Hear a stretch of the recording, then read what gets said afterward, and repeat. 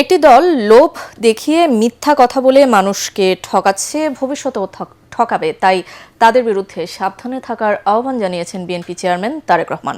সিলেটের আলিয়া মাদ্রাসা মাঠের প্রথম নির্বাচনী সমাবেশে তিনি বলেন, ৭১-এ তাদের মানুষ দেখেছে, তাই আর কিছু দেখার নেই। এই অপশক্তির বিরুদ্ধে সবাইকে ঐক্যবদ্ধ থাকতে হবে।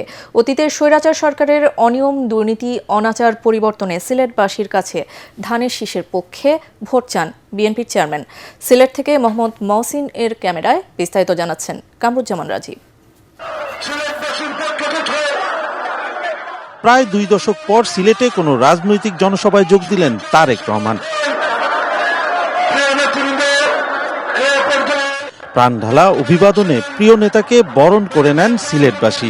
স্লোগানে স্লোগানে মুখর হয়ে ওঠে আলিয়া মাদ্রাসা মাঠ প্রাঙ্গণ।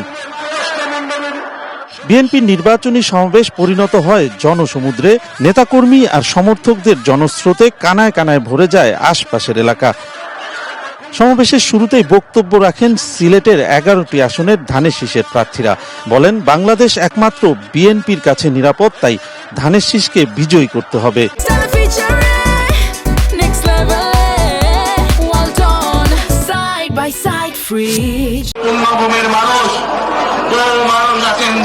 এতে বিএনপি মহাসচিব মির্জা ফখরুল ইসলাম আলমগীর অভিযোগ করেন, একটি দল মানুষকে বিভ্রান্ত করার চেষ্টা করছে, তাদের বিরুদ্ধে সাবধান থাকতে হবে।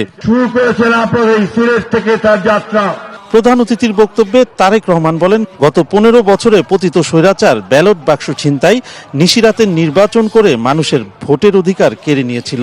উন্নয়নের নামে দেশের সম্পদ লুট করে বিদেশে পাচার করেছে। বিএনপি এই অবস্থার পরিবর্তন করতে চায়, তাই ধানের শীষকে জয়যুক্ত করতে হবে।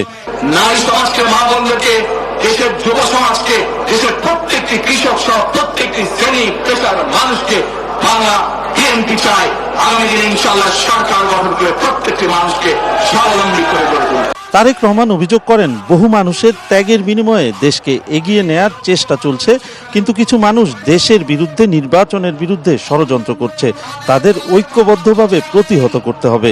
২০২৪ সালের ৫ই আগস্ট এই বাংলাদেশের জনগণ প্রমাণ করে দিয়েছে যে বাংলাদেশের জনগণ ঐক্যবদ্ধ থাকলে, ঐক্যবদ্ধভাবে নেমে আসলে যে কোনো ষড়যন্ত্রকে বাংলাদেশের মানুষ প্রতিহত করতে পারে। ন্যায়পরায়ণতার বাংলাদেশ গড়ে তুলতে ধানের শীষের পক্ষে সিলেটবাসীকে ভোট দেওয়ার আহ্বান জানান তারেক রহমান। সিলেটের তরুণদের সাথে মত বিনিময় করেছেন বিএনপি চেয়ারম্যান তারেক রহমান। সকালে সিলেটের একটি ৫ তারকা হোটেলের কনফারেন্স রুমে এটি অনুষ্ঠিত হয়। The plan youth policy talk with Tarique Rahman শীর্ষক এই অনুষ্ঠানে তরুণদের স্বপ্ন ও পরিকল্পনার কথা শোনেন তারেক রহমান। তরুণদের উদ্দেশ্যে নিজেও দিক নির্দেশনা দেন।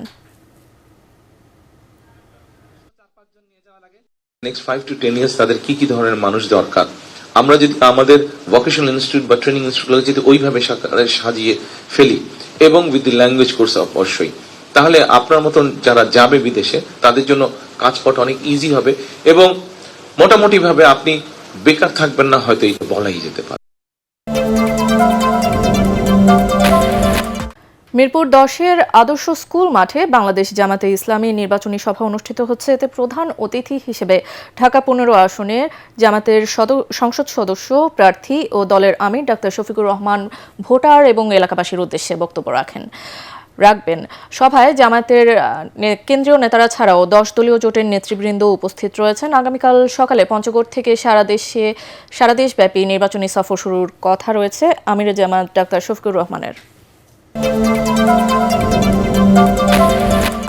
ত্রয়োদশ জাতীয় সংসদ নির্বাচনের আনুষ্ঠানিক প্রচারণা শুরু করেছে এনসিপি। ঢাকা বিশ্ববিদ্যালয় এলাকায় 3 নেতার মাজার ও শহীদ ওসমান হাদির কবর জিয়ারতের মাধ্যমে আনুষ্ঠানিক প্রচারণা শুরু করে দলটি।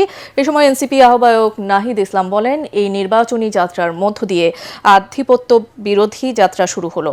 এবারের নির্বাচন হবে চাঁদাবাজ মাফিয়াদের বিরুদ্ধে নির্বাচন। অত্র এলাকার দুর্নীতি, চাঁদাবাজ এবং সন্ত্রাস যাকে ভয় করে এই এলাকার মানুষ কোনো কথা বলতে পারে না এতদিন, নতুন মাফিয়া এসেছে এই ঢাকা এলাকায়। সেই নতুন মাফিয়াদের বিরুদ্ধে, নতুন জমিদারদের বিরুদ্ধে নাসিরউদ্দিন পাটোয়ারী 10 দলীয় ঐক্যজোটের পক্ষ থেকে তার কথা বলে যাচ্ছেন, ভোট চেয়ে যাচ্ছেন।